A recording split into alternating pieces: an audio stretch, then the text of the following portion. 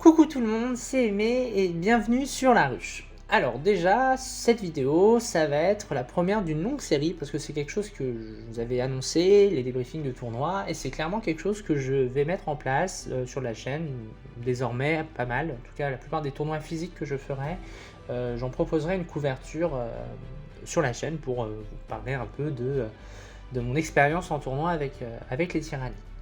Donc là, ce tournoi-ci, c'est un tournoi au French War Game Café qui a eu lieu les 18 et 19 février 2023. C'était un tournoi à 5 rondes avec 45 joueurs, donc on est quand même dans un tournoi un peu important en termes d'effectifs, sachant qu'il y avait du beau monde aussi à ce tournoi, des gens connus dans l'univers francophone de Warhammer, donc c'était très cool.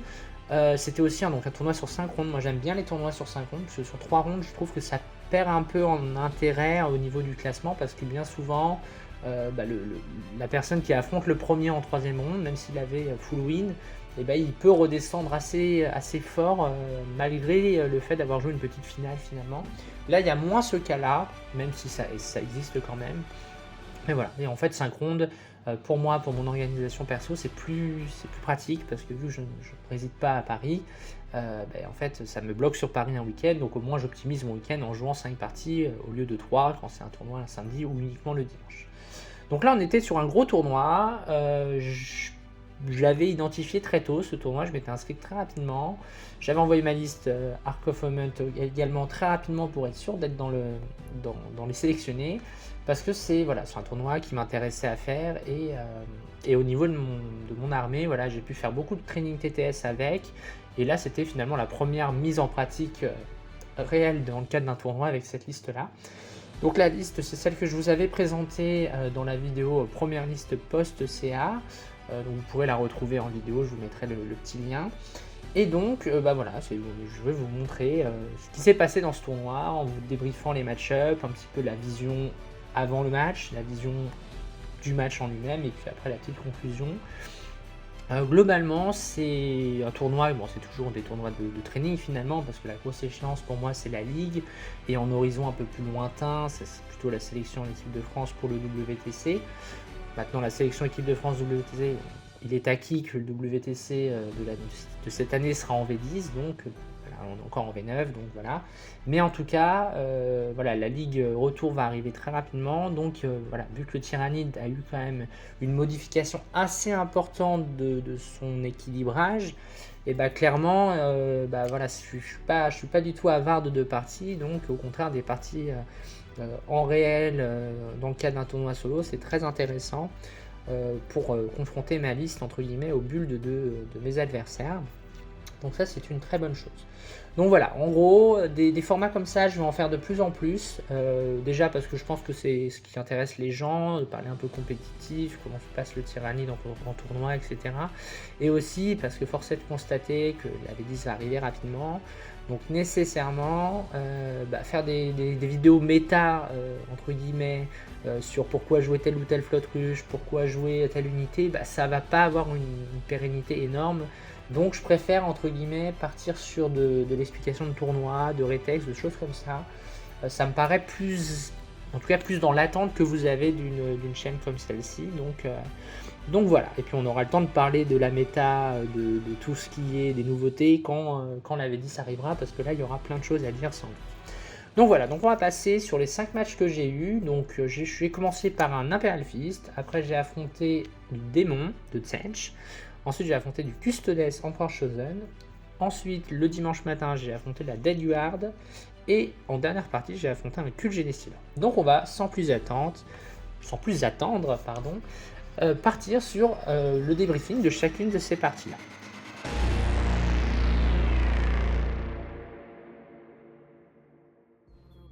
On arrive donc à la première partie de ce week-end de tournoi. J'affronte Techika, un joueur Imperial Fist, donc Space Marine, qui avait une liste que je vais vous mettre à l'écran, et qui est somme toute une liste assez fluff en fait, qui est très Imperial Fist dans l'esprit.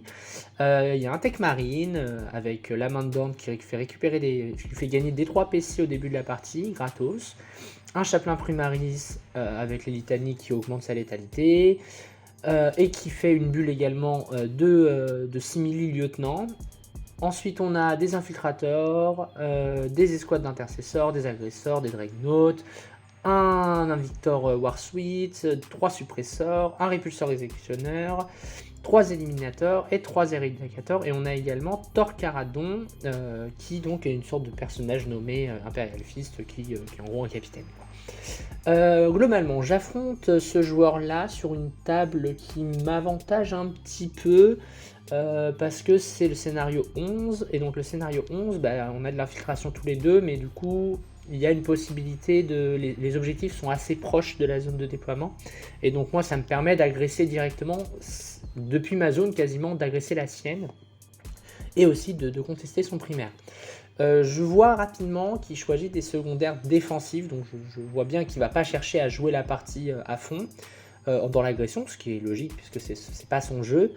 Il joue plutôt une liste défensive basée sur reprendre des objets, tuer des unités à l'arme lourde, sachant que son armée est blindée d'armes lourdes, et il prend également un secondaire impératif qui consiste à défendre des objectifs, et une fois qu'ils ont été défendus avec une action, ça fait des bulles de couvert lourd et couvert léger, donc ça améliore plus 1 en sauvegarde toute son armée globalement. Ça c'est assez fort, parce que du coup je me rends compte que mes Orma que je pensais assez méta dans cet affrontement là, à savoir je fonce sur un objet, je tue ce qu'il y a dessus, je ping, je conteste les deux et je te mets à 4 de primaire et je crée un delta de cette manière-là. Et en fait ça marche pas trop parce que c'est pas dit du tout que Dizorma même buffé arrive à s'en sortir de 5 infiltrators sous transhuman, etc.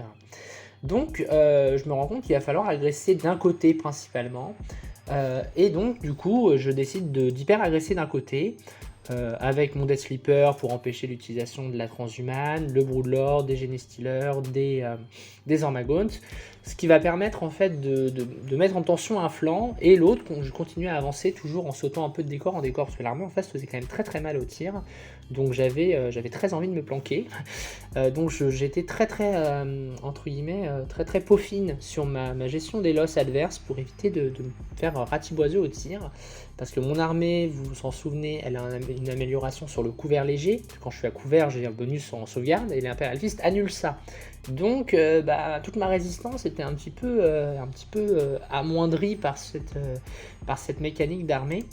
Donc j'avais très peur de me faire voir, et donc je me suis bien planqué pour justement éviter de me faire trop sanctionner pendant la phase de tir adverse.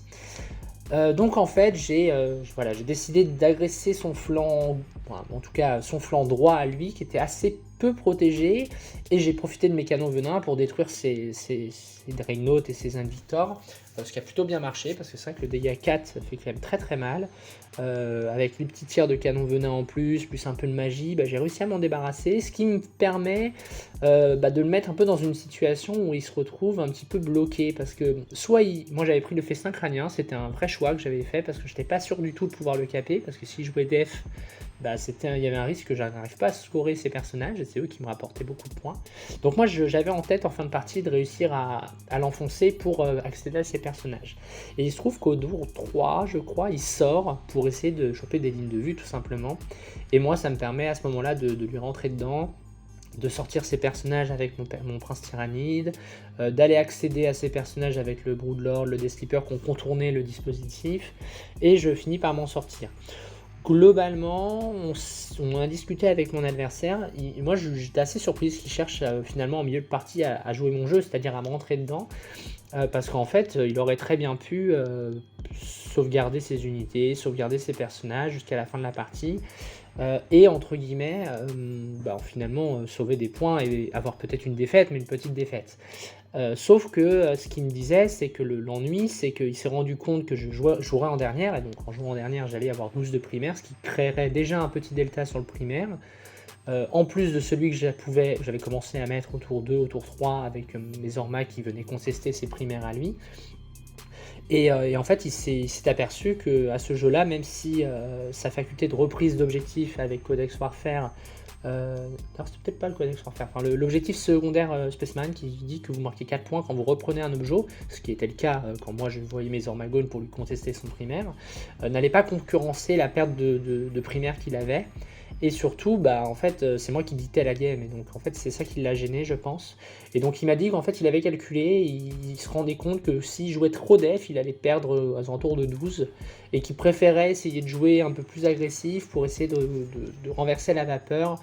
Malheureusement pour lui, ça s'est mal passé parce qu'effectivement, mon scoring éclate complètement, sur la fin de partie, le tour 4 et tour 5. Je score énormément. Donc voilà, ça me met directement sur une bonne victoire en première ronde. Voilà, sachant que mon estimé initial était plutôt à 12, c'est-à-dire une petite victoire. Chose que je ne savais pas également et qui sera, à mon avis, qui sera pas refait, c'est que la victoire était à 12-8. Donc à partir de 11 points d'écart.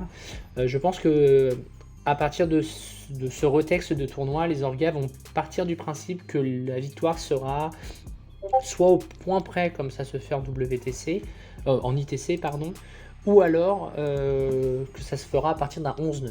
Et donc là effectivement ça rend ces armées qui jouent légal entre guillemets beaucoup moins stables parce que le moindre 4-5 points sur une partie ça se chope à peu près avec n'importe quel jet de dés. Et donc ces armées là qui vont vouloir jouer très def risquent de ne pas pouvoir passer en win à cause justement de ces armées qui du coup sont faites pour nuller les adversaires en face, qui ont tendance à bien fonctionner en équipe parce que des fois on cherche à envoyer un codex qui sort très bien contre la grosse armée adverse pour le nuller entre guillemets, là où en solo effectivement c'est pas la priorité, le but c'est de gagner. Donc voilà pour cette première ronde, globalement satisfaite. Au niveau de mes secondaires, j'avais pris donc le Warp Ritual parce qu'il n'y avait pas de psycheur en face. Vous voyez sur les images, la configuration de la partie se prête très bien parce que je pouvais faire mon Ritual Warp depuis l'extérieur des ruines, donc ça me permettait de ne pas exposer mes personnages directement. J'ai pris le Festin Crânien et j'ai fait le choix de la raison. J'ai hésité avec derrière mes ennemis et j'ai préféré prendre les bannières parce que j'avais identifié qui jouerait def. Et donc je savais que mes points de bannière seraient très peu menacés, ce qui m'a permis de mettre 15 de bannières. Et je crois que sur la partie, je capte quasiment tous les primaires et tous les secondaires sur cette partie-là, ce qui m'amène à 97 points à 69, ce qui fait un 15-5. Donc voilà, c'était une partie très sympa. J'étais pas hyper contente d'affronter un Imperial Fist du fait de ce que je vous disais sur le couvert qu'il ignorait. Mais bon, il fallait quand même le respecter. Ça fait partie de l'une des deux parties qui ont été vraiment très maîtrisées dans le scoring. Et les gens qui me connaissent, moi je suis plutôt une joueuse impulsive. Et donc du coup j'ai tendance à jouer un peu au feeling et pas trop compter mes points au score. Je préfère optimiser mes décisions de jeu à chaque tour plutôt que calculer qu'est-ce que je fais. Alors bien sûr que je peux le faire parfois quand la situation l'exige en équipe, mais c'est pas mon tempérament premier de dire je calcule tout dès le tour 1. Non, moi c'est plutôt j'essaie de choper des opportunités d'action sur l'adversaire et c'est bien souvent ça qui me caractérise plus que réellement faire un scoring très identifié. Au tour 2 je mets tant de points, au tour 3 je mets tant de points, voilà. Et là pour le coup j'étais un peu contrainte de faire à l'inverse de mon naturel, à savoir bien contrôler la game. Ok, combien je mets de primaire tour 3, tour 4, combien lui il en met, est-ce que je tente des agressions ou pas. Et du coup j'avais déjà identifié dès le tour 3 qu'il ne pourrait pas gagner, mais il y avait un risque de nul, et donc comme je vous disais, le nul étant un point au lieu de 2, ça me gênait beaucoup. Donc j'avais vraiment utilisé toutes mes ressources tactiques et vertus tactiques pour vraiment contester son primaire. J'acceptais de lui donner ses 4 points de reprise d'objet, mais c'était au prix de 4 points de primaire pour lui, au prix de potentiellement un point de festin crânien, et également de la létalité en moins qui disparaît pour lui. Donc voilà.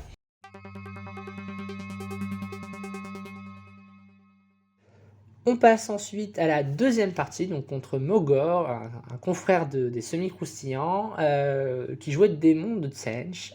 Il avait une liste assez originale. En plus, c'est très intéressant parce qu'on avait prévu de s'affronter sur TTS en training, ça n'a pas pu se faire, et donc du coup, on a eu l'occasion pendant le tournoi de s'affronter. Donc c'était très cool, j'étais ravi de l'affronter. Donc il joue une liste Change avec un Lord of Change, un petit perso sur chariot, 30 horreurs, 3 x 5 flammeurs, 15 screamers, donc ce sont les rays, et 3 burning chariot. Donc là on est dans la liste carré, hein, tout est par 3, il y a 5 unités, tout est par 3, enfin voilà. Comment je voyais le match initialement? Je le voyais plutôt positif, parce que le Senge pour moi c'est une armée de tir qui n'aime pas le close. Moi j'ai une armée qui tire pas trop, mais qui aime bien le close, je peux taper en mourant, j'ai des facultés de dispel, etc. Donc j'avais l'impression d'avoir un match plutôt favorable. En tout cas, je pensais l'avoir. Il se trouve que j'ai pas eu le tour 1, donc ça ne m'aide pas parce qu'effectivement le T1, moi j'ai des packs de Genestealer qui peuvent tout à fait agresser un pack complet d'horreur et le one shot et donc empêcher le split des horreurs. Donc ça c'était un, j'avais placé un pack de Genestealer dans cette optimisation là. Il se trouve que j'ai pas pu avoir le T1, donc je me suis fait, j'ai pas pu avoir j'ai pas pu avoir réellement cet impact en début de partie. Au niveau des secondaires, j'avais pris No Prisoner, j'avais pris le Behind Enemy Line et j'avais pris les bannières. Si ma mémoire est bonne, et mon adversaire avait pris les bannières, les cardemons démons et le No Prisoner. Au niveau de la partie, donc ça se passe de la manière suivante, c'est qu'en gros je sais que je crains assez peu son tir du fait de ma protection avec les couverts, donc je mets tout à couvert. Par contre je crains un peu ses BM, et donc je préfère sanctuariser un petit peu le premier tour, parce que j'ai peur quand même de cette alpha de BM que je peux me prendre. Donc j'utilise tout de suite l'impératif neurotrope pour tanker, comme ça mes tyrans de garde tankent bien, le prince tank bien, etc. Ce qui fait qu'il fait un tour 1 de BM globalement, avec un peu de tir, mais rien de dramatique. À mon tour, je vais, grâce à une charge à 8 qui va passer, je vais sortir un pack de Screamer, je vais sortir, il me semble, un Burning Chariot, et affaiblir un petit peu un pack d'horreur avec le Neuroparasite. Globalement, la partie, je vais pas vous la résumer, je vais vous la résumer justement, parce que je vais pas vous faire un rapport de bataille, c'est pas le but. Mais globalement, on s'échange nos ressources vraiment de manière. Mogor, c'est un joueur qui est très, qui est très dans le calcul, qui est très dans la consommation de ses ressources. C'est quelqu'un je vais dire, qui est pas intuitif, hein. C'est pas méchant du tout. C'est quelqu'un qui est très calculateur dans sa manière de. Et donc en fait, tout ce qu'il fait, c'est calculer. Il y a un but. Et là, pour le coup, moi, j'ai rejoué mon jeu un petit peu de réaction. Et il se trouve qu'il y a une action qui m'a mis bien. Alors, j'ai pas calculé les stats si c'est complètement scandaleux, ça ne me paraît pas hyper scandaleux, mais en tout cas, c'est tombé du bon côté de la barrière pour moi. C'est qu'à son tour 2, il engage 5 streamers sur mon Broodlord, il va le rater, et moralité, mon Broodlord va tuer les 5 streamers, ce qui fait que sur son tour, il perd une unité quand même assez impactante en termes de létalité. Moi, je suis tout à fait heureuse d'avoir enlevé une ressource sans perdre grand-chose. Et en fait, je vais réussir à l'enfoncer à partir du tour 2-3.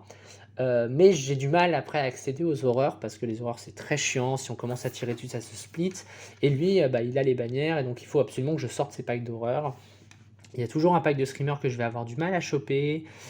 Il y a un screamer aussi qui va rester vivant, un screamer va rester vivant et il va faire pendant pas mal de tours l'action du scénario, c'était le scénario 13.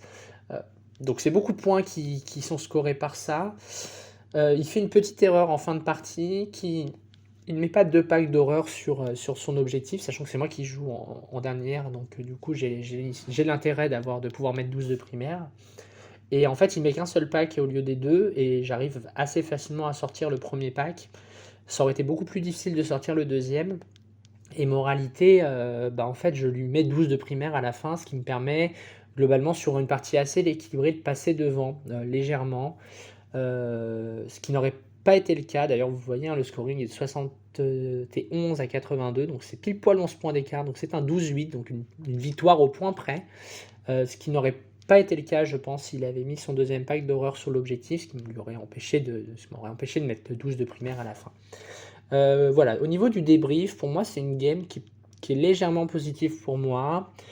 Parce que effectivement le T1 a un impact structurant, il y a quand même toute cette notion de table. Là, la table était un peu space, avec beaucoup de forêts qui m'ont un peu gêné, etc.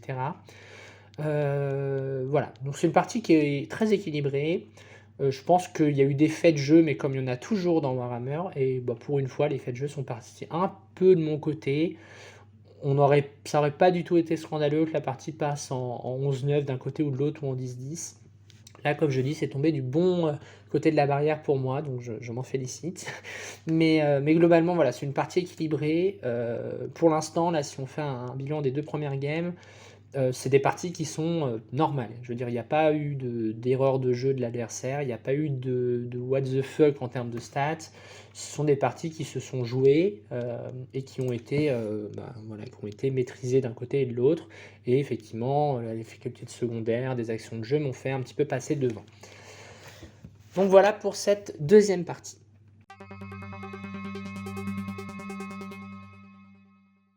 On va passer à la troisième ronde, donc contre Alt F4, qui jouait à des plus custodes avec une liste très MSU. Globalement, il y avait beaucoup de motos, 3 fois, donc 9 motos custo en salve, un capitaine à moto, Trajan, 4 custodian guard, les 3 à la russe, 3 x 3 Venatari, et voilà. Et globalement, c'est un gros MSU d'Emperor Chosen. Alors, le match, je le voyais moyen au début. Parce qu'en fait, le problème, c'est que le Custodes, il a accès à pas mal de stratagèmes défensifs. En fait, il en a 4. Je vais vous dire lesquels. Le premier stratagème défensif qui est très connu, c'est la transhumane. L'ignore reroll, le deuxième. Le reprendre l'initiative pour un PC quand on est sur un Ojo. Et le reprendre l'initiative pour 2 PC, le stratagème générique. Et en fait, tous ces 4 stratagèmes sont très gênants. Parce que ça veut dire que si j'engage des ressources contre lui, et ben en fait, il peut me reprendre la main, il peut me taper dessus avant moi, il peut me détruire littéralement ma létalité en ignorant les rerolls et en faisant une transhumane. Donc c'est assez chiant. Le scénario, alors c'était le scénario 31, donc en plus c'est un scénario qui est un peu bizarre parce qu'il y a beaucoup de points en fin de partie. Le scoring est très punitif. Et globalement, cette partie, donc moi, j'ai pas le choix, je me déploie un peu en miroir, c'est-à-dire un pack de guerriers d'un côté, un pack de l'autre, un pack d'orma avec les guerriers, le prince au milieu, voilà, et l'incarné de chaque côté. Et évidemment, lui, ce qu'il fait très judicieusement, c'est qu'à partir du moment où il sait qu'il a le T1, il redéploie ses unités sur un plan fort et il m'hyper-agresse. Voilà, il m'hyper-agresse avec 6 motos et le capitaine, plus des Venatari. Et il me fait pas grand chose à part me tuer des génies stealers au tour 1, mais il se met en position de m'attaquer tout de suite mes objectifs et en ayant quand même pas mal de motos custo à gérer. Ce que je vais tenter de faire, c'est d'envoyer mon Broodlord et un pack de génies stealers de l'autre côté pour enfoncer son objet à lui qui est un petit peu faiblement défendu. Et je vais mettre tous mes tirs et ma létalité sur, plus ma magie, sur les motos en espérant les affaiblir suffisamment. Donc ce que je fais, c'est que je mets mes 9 tirs de canon venin sur un pack de motos, plus des canons venin légers des guerriers dessus. Je mets ma magie sur les motos custo. Le paquet de motos custo que je ne compte pas affaiblir, lui, je lui mets paroxysme pour qu'il ait -1 la blesse. Et je me dis, en faisant ce plan-là, j'agresse d'un côté, j'essaie de repousser ce qui m'agresse en ayant, entre guillemets, attaqué des deux côtés, mais un petit peu pas avec les mêmes ressources. C'est-à-dire que j'envoie de l'agression infanterie rapide de son côté à lui, et vraiment, je mets toute ma létalité brute de l'autre côté. Et en fait, ça va pas bien du tout se passer dès le tour 1, parce qu'en fait, il va judicieusement utiliser 3 stratagèmes défensifs pour à la fois m'interrompre sur mes Gene Stealers et mon Broodlord. Il va me tuer 2 Gene Stealers, ce qui est honnêtement très honnête. Mais il va aussi transhumane et ignore reroll, et ce qui fait que je ne vais pas réussir à tuer, malgré mon Broodlord et mes Gene Stealers restants, ce pack de Venatari, ce qui fait qu'en fait, mon plan tombe un peu à l'eau d'agression sur son flanc, parce qu'en fait, du coup, mon Broodlord et mes Gene Stealers sont complètement dans la pampa, alors que j'avais prévu de faire une invasion pour aller les replanquer, pour faire behind, pour prendre un objet, pour laisser le Broodlord écranté par ces unités-là. En tout cas, pour le gêner un peu et pour déporter en fait son hyper-agression de l'autre côté, qu'il soit obligé de mettre des ressources là-bas. Et en fait, malheureusement, ma phase de tir et ma phase de magie vont pas être concluantes, parce que malgré tout ce que je vais lui mettre, je vais pas réussir à lui tuer une seule moto. Et du coup, tout mon plan tombe un peu à l'eau, parce que mon pack de guerriers qui était préparé à prendre l'agression des motos custo qui avaient déjà un -1 la blesse, et l'autre pack, j'avais bon espoir de le tuer, malheureusement, il va prendre les 2 packs de moto, plus le capitaine, plus un pack de Venatari qui va arriver des FEP, parce que du coup, il n'a pas besoin de mettre d'autres ressources sur le flanc où moi je l'ai agressé. Et du coup, là, c'est la catastrophe, parce qu'en fait, mon agression est rendue complètement inutile, parce que le Venatari n'est pas mort, et de l'autre, je me fais complètement enfoncer mon flanc. Et donc là, la partie se complique tout de suite. Globalement, la partie va pas aller dans mon sens, enfin, va pas aller dans mon sens, entre guillemets, ce premier tour 1, vraiment pas bon, fait un peu, boule de neige et malheureusement sur un scénario où il faut 2 objectifs pour commencer à scorer le primaire, face à une armée qui a beaucoup de super OP compte pour plusieurs figurines et ben, en fait, je vais me faire littéralement éteindre mon primaire et ça va, se conclure par une grosse défaite de ma part, 17-3. Parce qu'en fait, malheureusement, tout mon plan initial, en fait, est contrecarré par ces stratagèmes de résistance et par, entre guillemets, «de mauvais jets de dés» sur les canons venins, parce que le canon venin, c'est quand même très adapté, hein, pour sortir des motos custo et malheureusement, là, ça va pas bien se passer du tout, je vais rater pas mal de fois mes jets de bless à 3+, et lui va réussir pas mal d'invus. Ce qui fait que en fait, bah, mon plan entre guillemets «d'enclume», pour tanker son agression est complètement, rendu inefficace par le manque de létalité que j'ai produit sur ces unités-là et je me fais enfoncer et en fait toute la partie est comme ça, hein. C'est-à-dire que globalement, je ne peux plus remonter après. En plus de ça, bah, le Death Sleeper qui est très utile normalement pour pouvoir, empêcher l'utilisation des strats, bah, en fait sur des MSU comme ça, c'est rendu beaucoup moins efficace parce qu'en fait, ça veut dire que si j'envoie mon Death Sleeper sur une unité, oui, cette unité-là, elle va pas utiliser stratagème, mais les autres, oui. Donc en fait, c'est rendu très compliqué, d'affronter ce genre de match. Le redéploiement est également assez problématique parce que je suis obligé de jouer un déploiement en miroir, c'est-à-dire à mettre mes unités sur les flancs identiques pour pas dépolariser complètement la partie, parce que lui, avec son redéploiement, il peut bien sûr profiter d'un flanc faible pour l'agresser directement. Et donc ça m'oblige littéralement à soit abandonner complètement à côté de table, et c'est pas trop envisageable, soit, en tout cas en début de partie, soit de jouer ce que j'ai joué, un petit peu le miroir, mais malheureusement, je m'oriente vers une agression possible de sa part d'un côté. Mais c'était prévu, c'est-à-dire qu'à la fin de son tour 1, quand il fait son tour 1, je me dis: «Bah là, mon coco, tu as exposé pas mal de ressources, ça peut vraiment très mal se passer pour toi» et en fait, ça va très bien se passer pour lui et malheureusement, je vais me faire un petit peu, ratiboiser à ce niveau-là, sur cette partie. Voilà, on a discuté un petit peu avec Altef4. Globalement, il était assez d'accord avec moi, mais j'ai l'impression que c'est une partie qui va vers un 10-10 en estimé initial et qui peut évidemment craquer. Peut-être même plutôt un 12-8 pour lui quand même, parce qu'il a des aptitudes de scoring un peu meilleures que les miennes. Et surtout, c'est ce côté beaucoup, beaucoup de super OP compte pour 2.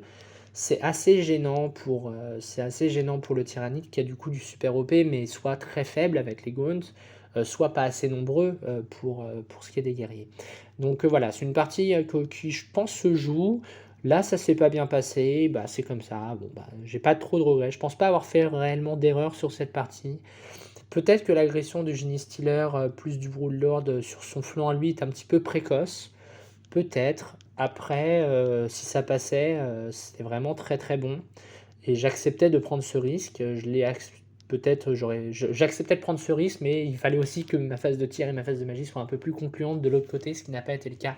Et donc là, en fait, les deux «craquages» entre guillemets, me mettent pas bien du tout dans cette partie.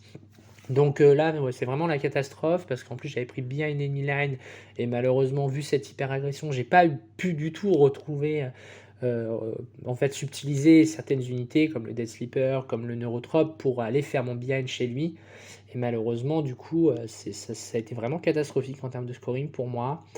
Donc voilà. Bon, globalement, c'est une grosse défaite, qui s'explique par ces décisions de jeu que j'ai prises au début de la partie qui n'ont pas été récompensées et donc du coup après ça fait rapidement snowball et de toute façon les gens qui à fond du Custodes connaissent ça.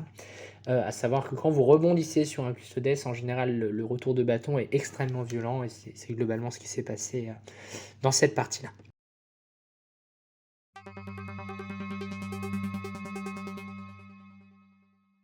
On va s'attaquer maintenant aux parties du dimanche, notamment celle du matin contre Bob de la Dead Yard.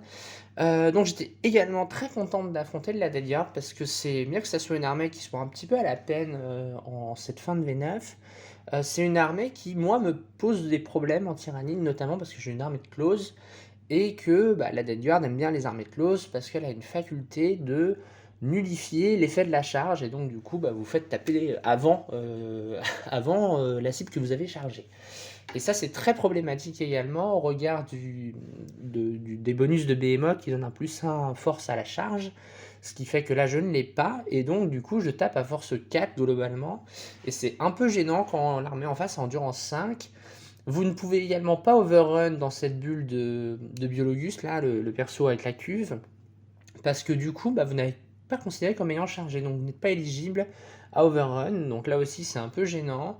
Donc voilà, tout ça fait que c'est une armée qui est dangereuse pour le tyrannide et que je respectais très fort, parce que pour moi c'était un match plutôt égal positif, parce que j'ai des meilleurs secondaires que lui.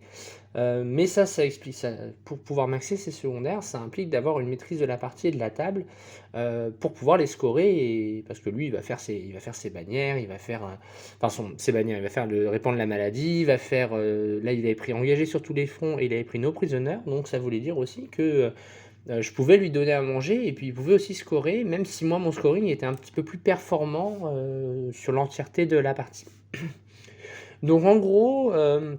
Je joue assez, un peu comme la partie avec l'Imperial Fist, je fais très attention au loss parce que pareil, hein, là, il y a quand même du fuseur qui peut me faire mal aux guerriers, il y a quand même le contemptor qui peut me faire très mal à mes Ormagaunt. Donc voilà, je suis assez peaufin sur mes loss. Et je me dis qu'il faut absolument que je gère cette partie de la manière suivante, c'est dépecer l'armée en face pour lui faire suffisamment mal entre le tir et la magie pour tuer ce personnage qui me nullifie mes charges, pour pouvoir ensuite jouer au jeu qui est le mien, c'est-à-dire de taper plus fort que lui, enfin plus fort que lui en tout cas, de taper avant lui et donc de le tuer, et pas l'inverse quoi. Donc la partie débute, c'est lui qui a le tour 1. Il fait de très belles advances sur mon flanc à moi, donc ça lui permet de se projeter tout de suite en danger pour mon objo. Et à l'inverse, il sécurise son objectif chez lui, donc il fait un bon tour 1 de placement. Et là, il me laisse une opportunité qu'il ne pouvait pas vraiment éviter, c'est de mettre son personnage cuve au milieu de ses Plague Marines. Et en fait, nécessairement, pour que ce personnage cuve puisse bouger, il faut lui laisser un passage de 40 mm au travers des Plague Marines. Ce qui veut dire que le personnage, on peut aller le contacter en le chargeant finalement, puisque le seuil des Genestealers fait 25, et lui devait placer une ouverture de 40 mm.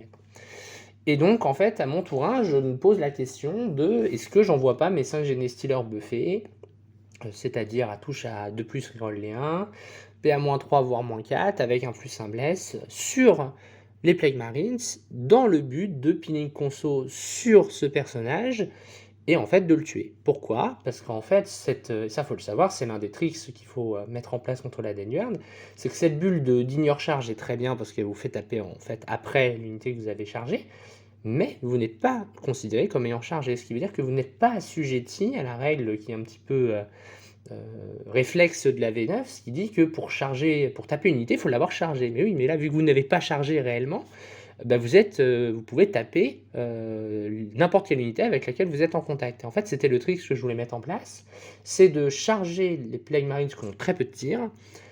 Les Plague Marines m'auraient détruit, hein, clairement, mais j'aurais utilisé 2 PC pour taper en mourant et pour tuer ce personnage qui m'aurait du coup libéré le match-up sur le côté corps à corps. Finalement, je ne l'ai pas fait parce que je me suis aperçu qu'il avait avancé des drones assez proches, ce qui me permettait d'en tuer un au corps à corps avec des Ormagaunt et des guerriers, donc j'avais besoin de ce plus en force, plus un bless, pour assurer de la blessure facile. Et en même temps, ça me consommait beaucoup de ressources au tour 1, notamment, il fallait que j'organise un relais synapse pour une advance et charge. J'étais aussi dépendante d'un bon jet d'advance pour être sûr de réussir à impacter ce personnage, parce que sinon c'était un peu idiot d'envoyer 5 Genestealers mourir contre des Plague Marines, qui lui aurait donné une conso. Enfin voilà, c'était un peu... Voilà, c'était pas auto, mais en tout cas c'était jouable. J'ai préféré pas le faire en me disant je temporise un peu, je vais déjà déblayer les machines démons, et puis on verra ce qui se passera autour d'eux. Donc c'est ce que j'ai fait, j'ai réussi à tuer les 2 drones, un au tir et un à la magie, et l'autre au corps à corps avec les guerriers, et j'ai réussi également à tuer un méphitique, donc sur les 4. Donc je suis assez satisfaite de mon tour 1, j'ai également tué de mémoire, ouais c'est ça, j'ai tué 5 Plague Marines au canon venin avec... 4 Plague Marines, pardon, au canon venin avec un Carni. Donc là aussi, ça montrait que les Carni étaient une menace, donc voilà. Et finalement, la partie se passe. Moi, j'agresse son objo avec assez peu de réussite, il faut bien le reconnaître, parce qu'il a mis quand même des ressources, hein, notamment les méphitiques qui vont bien me bloquer au corps à corps malgré l'envoi du prince, qui va pas réussir à s'en dépatouiller. Et de l'autre côté, lui, il m'enfonce avec ses Terminators, globalement, Typhus et ses persos. Donc il me fait assez mal. Et en fait, il va sauver beaucoup de points grâce à son personnage d'Edgeroot qui va rester vivant. Un tour alors que c'était pas prévu, donc évidemment il va le placer au tour 3 sur mon objo. Moi j'étais pas de super OP, donc il va me mettre à 4 de primaire. Et en fait cette figurine là va pas mourir parce qu'il va tanker des tirs de canon de venin. Et j'aurais probablement pu m'en dépatouiller, mais c'était un peu risqué.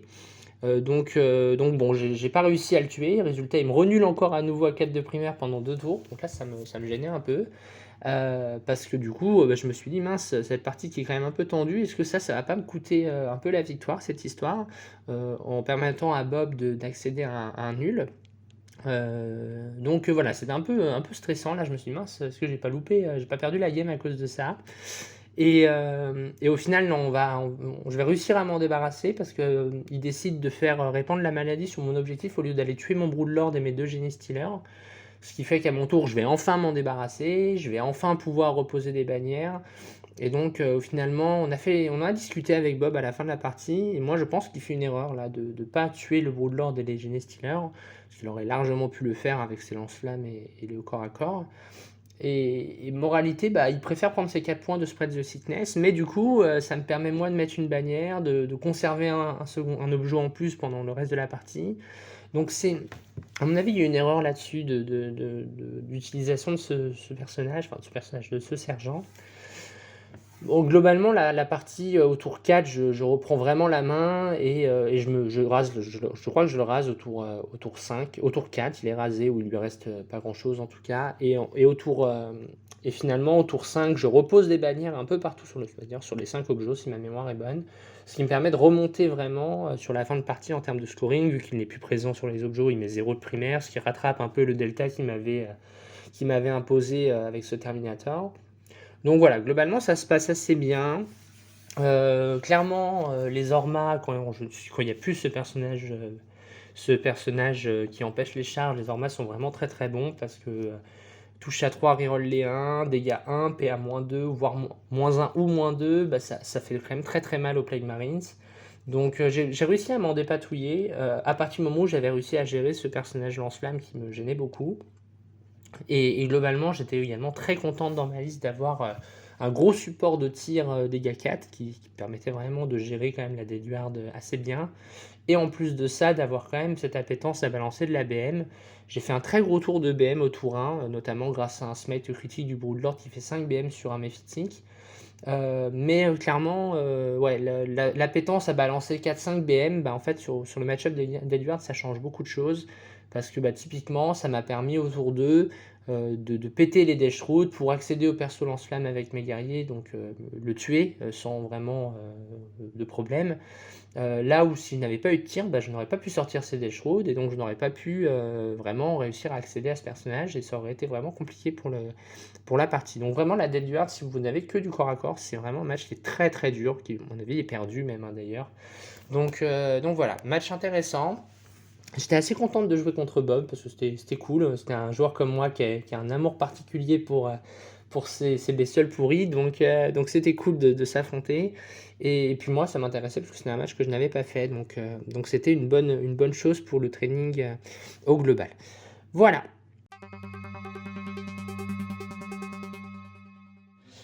Et donc j'affronte LREM qui est un joueur tyrannide de Gene Stealer depuis que je connais. On a beaucoup joué ensemble sur TTS, alors beaucoup, c'est un joueur que j'ai dû affronter 2 fois sur TTS, c'était la première fois, sauf erreur, que je l'affrontais en partie. Bon là, je me dis, bah écoute Aimé, hein, t'as fait 3 wins, 1 défaite, et bah tu vas faire 3 wins, 2 défaites, et puis ce serait bien. T'auras réussi ton tournoi, t'auras fait un 3-2, très honnête, en ayant perdu contre Gene Stealer et Custo, qui sont parmi les meilleurs codex actuellement, donc je me dis, ok, c'est cool.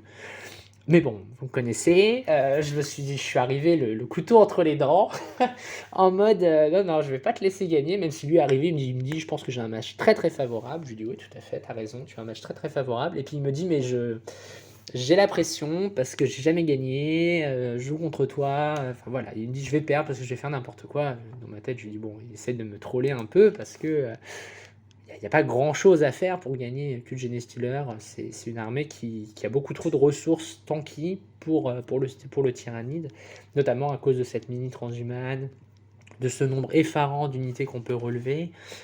Donc c'était compliqué. C'était compliqué et je me suis dit: «Bon, bah, on va faire la partie au mieux, mais ça va pas être facile».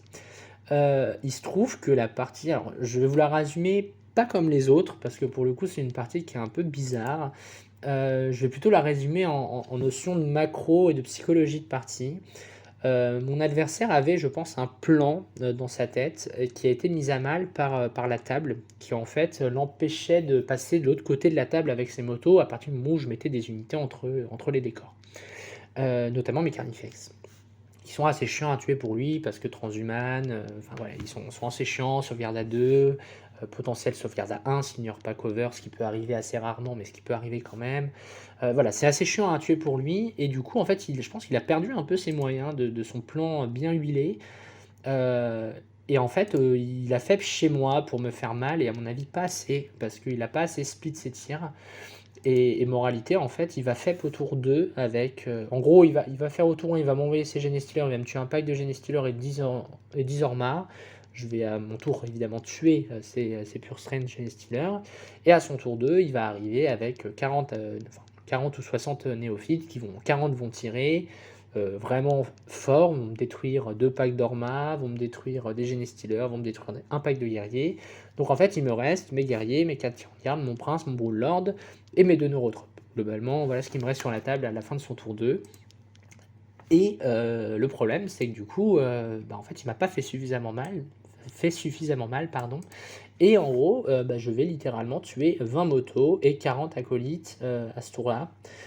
Comment je fais? Écoutez, mon Broodlord a décidé de faire des 6 à la touche, et donc mon Broodlord a fait 9 touches, 9 blesses, dégâts 3 sur les motos, ce qui les a instantanément tués. Et mon prince a éclaté un pack de motos avec son tir de canon, ses tirs, son close, etc. Sa magie. Donc j'ai réussi à sortir avec mes 2 personnages les 10 motos. Et mes guerriers ont, entre le tir, la magie et le corps à corps, ont tué un pack complet de 20, et mes tirants de garde, aidés par les 2 neurotropes, plus la magie, etc., ont réussi à retirer à nouveau un autre pack de 10. Donc là, je me remets dans la partie, en fait, parce que là, je vais retirer beaucoup de létalité. Et là, en fait, je lui dis: mon prince est sur ton objet à toi, maintenant c'est à toi, vas-y. Et là, il va pas réussir à tuer mon prince, malgré tout ce qu'il met dessus. Ce qui fait que mon prince va rester vivant, et en fait, ce qui va se passer, c'est que là, la partie va faire boule de neige un peu dans l'autre sens, par rapport à celle avec le custo. C'est que je vais réussir à reprendre la table au fur et à mesure. Et surtout, en fait, moi, j'avais très peur de mon scoring, entre guillemets, un petit peu, de chez moi, parce que j'avais pris les bannières, j'avais pris le festin crânien, et je crois que j'avais pris le warp ritual. Et en fait, ce qui se passe, c'est que dès le tour 4, alors c'est la fin, le tour 4, mais il faut savoir que ça va très vite les parties avec le Cult Genestealer quand ça se passe mal d'un côté ou de l'autre. Et en fait, je sais pertinemment que je vais mettre 12 de Warp Ritual. Non, j'ai pas pris les bannières, pardon. J'ai pris Festin Crânien. Je pense que c'était une erreur. J'aurais dû prendre les bannières. Mais il se trouve que je vais caper très fort mon Festin Crânien parce que j'accède à ces personnages en fin de partie. Et nos prisonneurs. Et en fait, je me rends compte que je vais mettre 40 points sur 5, sur 45 de secondaire. Et en primaire, vu qu'ils ne contestent pas mes objets, je vais mettre 25, entre 25 et 30, et potentiellement peut-être un peu plus, ce qui fait qu'en fait, il ne peut plus gagner. Et en fait, à partir du tour 3-4, je me rends compte que j'ai gagné, parce qu'en fait, il ne peut plus caper ses objets, parce que moi, je suis au milieu de la table, je suis partout. Mon prince va devenir ingérable, et en fait, je remonte toute son armée de cette manière-là. Voilà, donc cette partie pour moi est un petit peu bizarre, parce que c'est une partie qui me semble perdue sur le papier de A à Z, et je pense que mon adversaire n'a pas su sortir de son plan initial, et a préféré dérouler un plan entre guillemets qu'il avait, plutôt qu'essayer de s'adapter à cette table qui était un peu gênante pour lui, et de tirer sur ce qu'il menaçait, et de ne pas chercher à faire forcément plus mal à mon armée au global, mais juste de détruire ce qu'il menaçait, c'est-à-dire les Ormas, voilà, ce genre de choses. Et en fait, je sais pas, il m'a donné des charges très simples derrière. C'est-à-dire que j'ai qu'une seule advanced charge dans mon armée, hein, une fois que les Ormas sont morts, et j'ai réussi avec mes 2 ressources à tuer ces 2 ressources qui avaient été agressées, alors que c'est des ressources de tir. Donc logiquement, il n'aurait pas dû pouvoir m'offrir des charges gratuites comme ça. Donc bon, voilà. La partie se passe évidemment très bien, parce que je gagne 17-3. Je retourne complètement de cette situation un peu what the fuck du début. Et du coup, je gagne, mais j'avoue que je ne pense pas que ce soit une partie qui soit très représentative d'un réel estimé sur ce match-là. Voilà.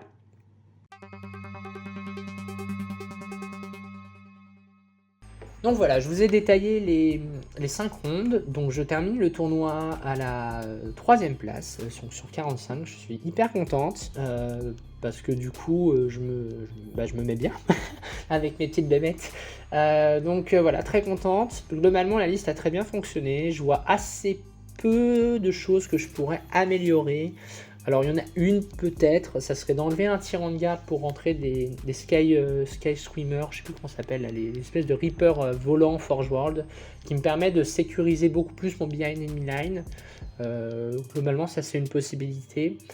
Au niveau des secondaires, je me rends compte vraiment qu'on a un trio qui fonctionne assez bien avec les bannières, le festin, le warp ritual et les dernières lignes ennemies. C'est des choses qui marchent assez bien, qui sont assez indépendantes de l'adversaire finalement, donc ça c'est plutôt cool.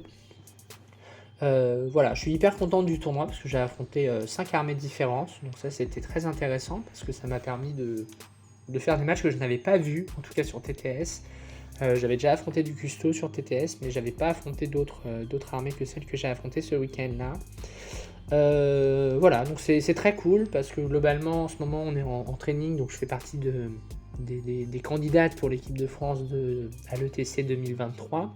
Et donc évidemment on fait des trainings contre d'autres équipes. Et donc c'est toujours intéressant d'avoir ces tournois un petit peu qui viennent ponctuer les entraînements et où on affronte des choses qu'on n'a pas affrontées parce que ça montre entre guillemets vraiment ce que la liste a dans le ventre. Donc globalement ouais, hyper contente de ce tournoi et de cette place. Je suis aussi contente des matchs au niveau macro, c'est-à-dire que hormis la dernière partie qui est vraiment une partie à mon avis pas représentative, je pense que ce soit la première contre l'Imperial Fist ou la quatrième contre le Dead Guard, c'est des matchs qui sont gagnés normalement, il n'y a pas de notion de chance ou de table, pour moi c'est des matchs qui sont gagnants. Le match-up contre le démon, c'est un match qui se joue vraiment à fond mais qui est prenable. Et le match custo, c'est un match qui en vrai à mon avis est jouable aussi, en tout cas il n'est pas du tout fermé. Là où pour le coup je pense que le match-up Kulgenester est compliqué en tyrannide, en tout cas avec ma liste.